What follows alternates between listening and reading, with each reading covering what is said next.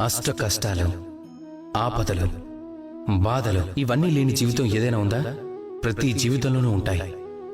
అయితే నాకు విషయం చెప్పండి, ఒకవేళ నౌకలన్నీ కెరటాలకు భయపడి కూర్చుంటే సముద్రాన్ని దాటడం ఎలా అవుతుంది?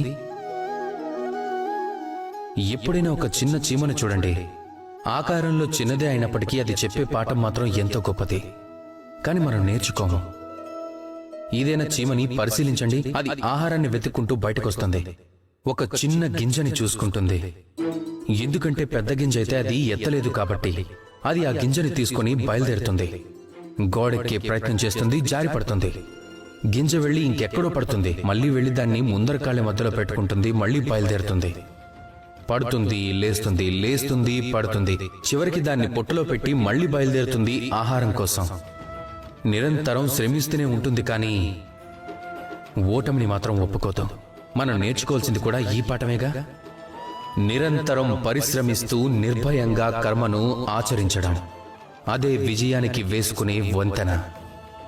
అదే విజయానికి గురి తప్పని అజేయ బ్రహ్మాస్త్రం. అయితే రండి, నాతో కలిసి ప్రేమతో పలకండి, రాధాకృష్ణ.